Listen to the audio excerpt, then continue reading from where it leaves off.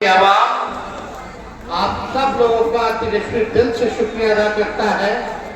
आप सब लोगों को धन्यवाद देता है जो प्यार, इज्जत और जो साथ आप लोगों ने हमेशा हमारे पिता आदरणीय लालू जी को देने का काम किया, और आज भी उसी तरीके से आप लोगों ने जो प्यार तेजस्वी को देने का काम किया है। तेजस्वी जीवन आपके साथ हमेशा खड़ा रहने का काम करेगा। सिंपल सा बात है, कोई बकवास बात करने नहीं आए, हम लोग मुद्दे की बात करते। मुद्दा क्या है? पढ़ाई है, दवाई है, कमाई है, सिंचाई है, सुनवाई वाली सरकार और कार्रवाई वाली सरकार होनी चाहिए, है कि नहीं? जो लोगों को साथ लेकर के चले।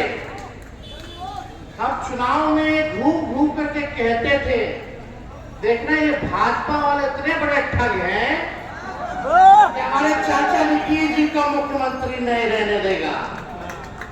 बोलते थे कि नहीं बोलते थे? क्या हुआ? वही हुआ। चाचा जी को भेज दिया गया राज्यसभा, ना चाहते हुए भी भेज दिया गया। तो हम ज्यादा कुछ नहीं कहेंगे, लेकिन लड़ाई जो है ये आज सिर्फ उपचुनाव तक ही सीमित नहीं रहने वाला है। ये जो वैचारिक लड़ाई है ये लंबी लड़ाई है, लंबी लड़ाई। और जब तक ये लड़ाई चलती रहेगी हम अपने विचारधारा से समझौता करने वाले नहीं। आज लालू जी बीमार है, उन्होंने आडवाणी जी के रथ को रोका, गिरफ्तार किया, इज्जत से दंगा फसाद नहीं होने दिया। तेजस्वी राजनीति में आया जब पार्टी विपक्ष में थी। जब मोदी जी प्रधानमंत्री बन गए तब पहली बार चुनाव 15 में तेजस्वी चुनाव लड़ा। हमारी सरकार बनी, मोदी जी को भाजपा को बहाल करने के लिए सबसे बड़ी पार्टी होने के बावजूद भी नीतीश कुमार जी से समझौता करके उनको बिहार का मुख्यमंत्री बनाने का काम किया। अब बात और यही नहीं, बाद में हम लोगों को धोखा मिला वो अलग बात है, लेकिन दोबारा सारी कुर्बानियां देने के बाद भी अगर जो पूरे देश में महाराष्ट्र में पार्टियां तोड़ी जा रही थी, झारखंड में पार्टियां तोड़ी जा रही थी, वहीं हम लोग यहाँ बीजेपी की सरकार को 22 पे गिराने का काम किए थे। फिर से नीतीश जी को हम लोगों ने ला करके इंडिया अलायंस बिहार की धरती पर बनने का काम हुआ था। ये आप लोग भूलिएगा मत। अगर हमारे चाचा 22-24 में धोखा दे के नहीं गए होते तो नरेंद्र मोदी आज देश के प्रधानमंत्री नहीं होते क्या? नहीं होते। लेकिन आज भी हम लोग जो है लड़ाई लड़ रहे हैं। कोई खुश है हमसे, कोई ना खुश है, किसी की नाराजगी हो सकती है, लेकिन यहाँ एक व्यक्ति कोई नहीं कह सकता कि तेजस्वी ने किसी का नुकसान किया हो। लेकिन एक बात समझ जाइए, मेरे में लालू जी का खून है, और लालू जी का खून जब वो भाजपा से इस उम्र में उस समय नहीं डरे तो लालू जी का लड़का भी भाजपाइयों से डरने वाला। हम लोग जब तक आखिरी सांस हमारी रहेगी हम आरएसएस और बीजेपी के विचारधारा का विरोध करते रहेंगे। और यही नहीं, जब तक मोदी जी को हटा न ले तब तक तेजस्वी लड़ना छोड़ेगा नहीं, छोड़ेगा।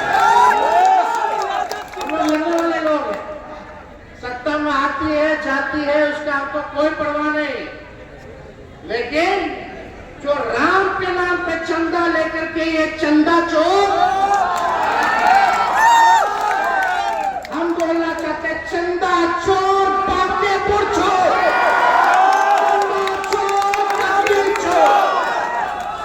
जो राम जी के नाम पे चंदा लेके जो ठगा हो,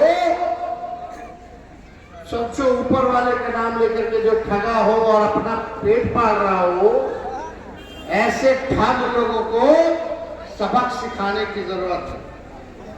आप हमसे नाराज, हम तुमसे नाराज, फायदा उसको है। इस वक्त जो रूठे लोग भी हैं उनको मनाने की जरूरत है और एक होने की जरूरत है। हम जब तक एक नहीं रहेंगे ये लड़ाई जीत नहीं सकती। चुनाव लड़ने का अधिकार हर किसी को है, हर कोई आएगा लड़ेगा, उसको लोकतंत्र है भाई, कोई आए कोई लड़े। लेकिन हम लोगों को इतिहास तो जानना पड़ेगा।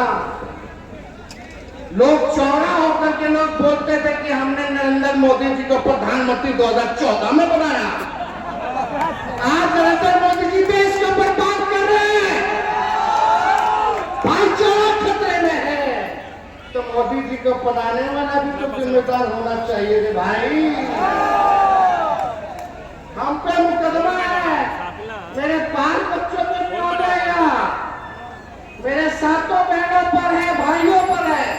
ED, income tax, CBI, NR, ये सब लोगों का मुकदमा है, हम सब लोगों का मुकदमा है। एक बात समझ जाइए, लेकिन आज तक एक व्यक्ति पर मुकदमा क्यों नहीं होता है? क्या किसी के पीछे सीबीआई का रेड पड़ा? ये पैसा कहां से आ रहा है, कौन खड़ा कर रहा है? ये सवाल जो है सबसे महत्वपूर्ण सवाल है। मार्केटिंग करने से, हुआ करने से कुछ नहीं होता। पिछला चुनाव में भी लोग हुआ कर रहे थे, मैदान छोड़कर के चले गए। जब सीबीआई भी पड़ती है तो अच्छे लोग ठंडा जाते हैं, लेकिन हम लोग उस वंश के हैं। लालू जी का खून है, लालू जी का विचारधारा है। कितना भी तुम हमको तोड़ने का प्रयास करोगे, टूटने वाले नहीं है, करने वाले नहीं है, लड़ेंगे। और जेल जाने से तो हम लोग डर नहीं करते, हमारे भगवान है जेल में।